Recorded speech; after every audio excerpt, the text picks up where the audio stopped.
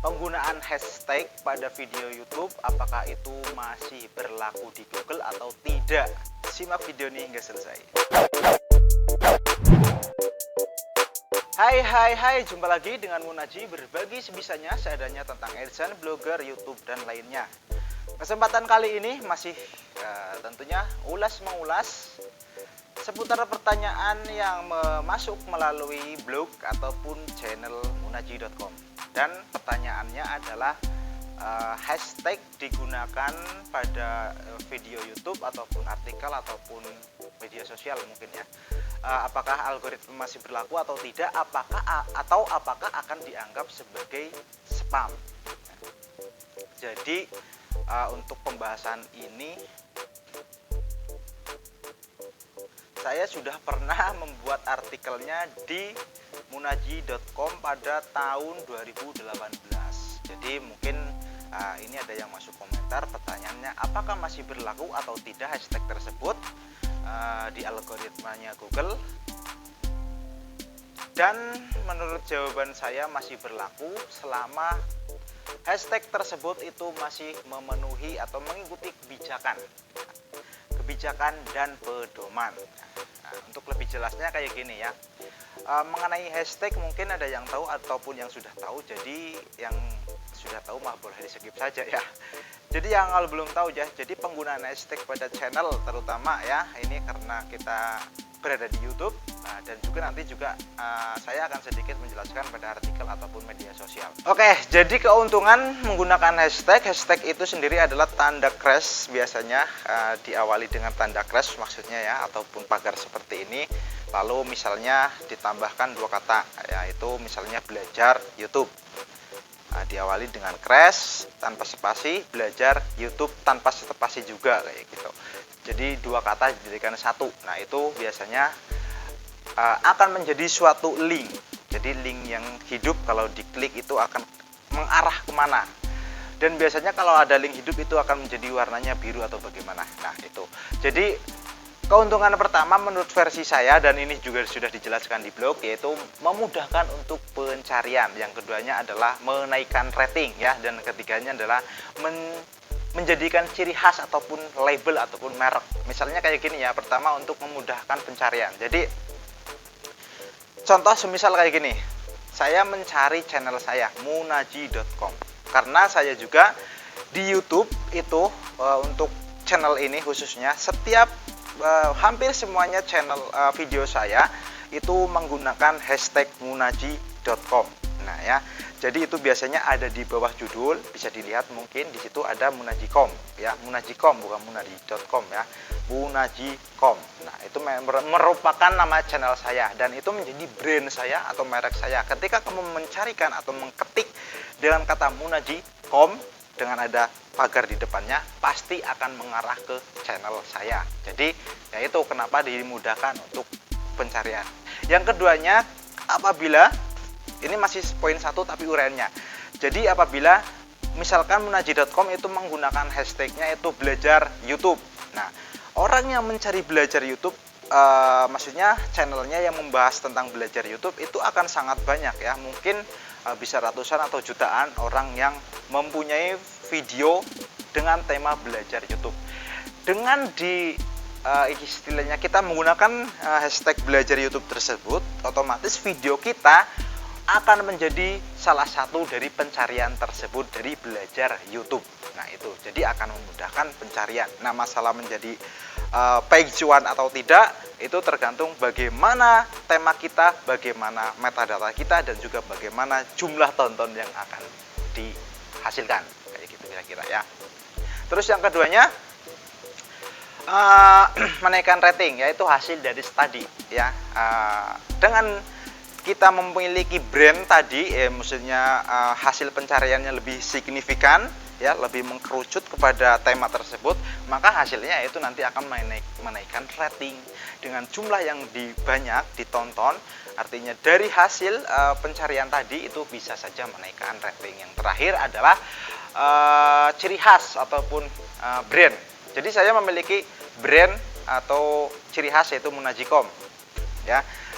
Jadi orang akan mengenal ketika akan mencari munaji, itu munaji.com. Cari saja seperti itu dengan hashtag itu. Jadi orang akan lebih mengenal. Makanya lebih baik itu menggunakan satu kata atau dua kata seperti itu. Jadi akan lebih dikenal oleh orang. Termasuk juga membuat nama channel ataupun nama blog juga, ya sarankan 2 atau 3 kata. Nah, dari situ dengan menggunakan hashtag jadi ciri khas. Umpamanya kayak gini, teman tanya, apa channelmu? Cari saja hashtag ataupun apa ya, hashtag ya, kita ngomongin hashtag Munajikom, pasti akan ketemu. Jadi ciri khas ya, orang mencari di pencarian dengan hashtag itu akan tampil tentunya, kira-kira tampilnya ini ting. Nah ya, tampilnya dari satu channel itu ada berapa video yang menggunakan hashtag ini akan muncul semuanya berebet ke bawah. Oke, itu ya, kira-kira seperti itu. Terus selanjutnya nih, untuk penggunaannya, untuk penggunaan hashtag itu lebih baiknya itu ada di mana? Kalau penggunaan hashtag untuk di channel YouTube bisa digunakan di judul. Nah, tapi kalau di judul itu biasanya tidak muncul di bawah judulnya. Biasanya kalau nggak salah ya. Kalau di judul itu bisa, nggak apa-apa, nggak masalah. Yang keduanya bisa di deskripsi. Yang ketiganya ada penggunaan tag ya, tapi itu bukan hashtag, tapi sebagai tag itu ada di kolom di bawah deskripsi itu ada ya, penggunaan atau menambahkan tag. Itu juga nanti akan mengakumulasi, mengkerucutkan sebagai label atau lain sebagainya. Itu cara penggunaannya. Penggunaan yang terbaik bagaimana? Penggunaan yang terbaik adalah yang relevan ataupun istilahnya masih terkait dengan tema.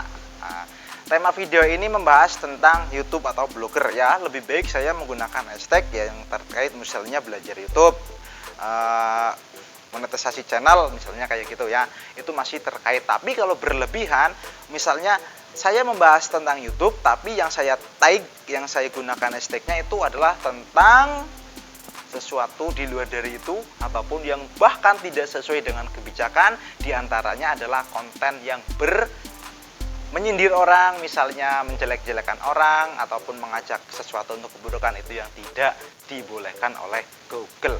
Jadi penggunaannya harus seperti itu sesuai kebijakan, dan apabila melanggar bisa kemungkinan satu dampaknya adalah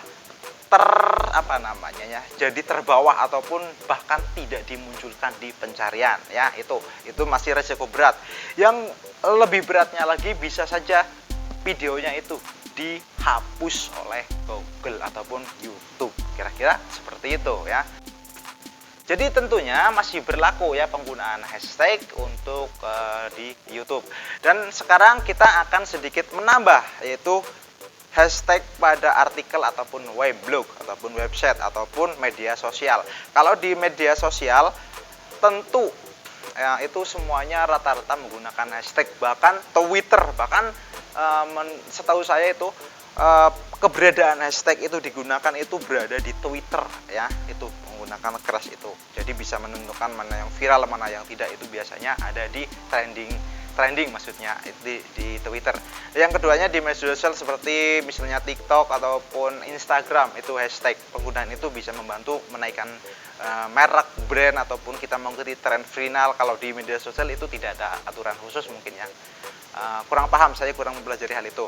Nah, yang keduanya, yang terakhirnya adalah penggunaan di artikel ataupun website. Selama ini setahu saya tidak ada larangan menggunakan hashtag di artikel ataupun website. Tetapi yang saya ketahui adalah penggunaan hashtag yang berlebihan ataupun tidak sesuai dengan kebijakan, itu yang tidak dibolehkan ya. Tidak dibolehkannya karena nanti bisa dianggap spam ataupun ya sesuatu ajakan yang tidak, ya pokoknya yang tidak sesuai dengan kebijakan dan pedoman, itu yang tidak dibolehkan. Selama wajar, relevan, sesuai dengan tema yang dibahas, yang di dalamnya isinya, saya rasa tidak masalah. Berapa batas maksimalnya? Batas maksimalnya mungkin, tapi kalau lebih dari 60, nah itu ya, itu narasi yang saya baca, itu bahkan nantinya akan dianggap spam ataupun tidak relevan, artinya tidak dimunculkan di pencarian. Jadi mungkin lebih baiknya ya 1, 2 atau 3 saja, ataupun ya 10 mungkin ya maksimal ya, ataupun 20 lah mungkin ya, tidak terlalu banyak ya. Intinya kalau sesuatu yang berlebihan itu memang mubah ya. Jadi digunakannya yang masih relevan saja, yang ya 10 atau berapa lah, kayak gitu. Baiklah, itu saja video kali ini, yaitu mengenai tentang penggunaan hashtag, apakah masih relevan atau masih diakui berlaku oleh algoritma. Saya rasa masih berlaku. Dan di YouTube sendiri pun belum dihapus ketentuan tentang kebijakan penggunaan hashtag yang bagaimana yang harus dilakukan. Artinya masih berlaku baik itu di YouTube ataupun di produknya YouTube, yaitu website atau blog ya.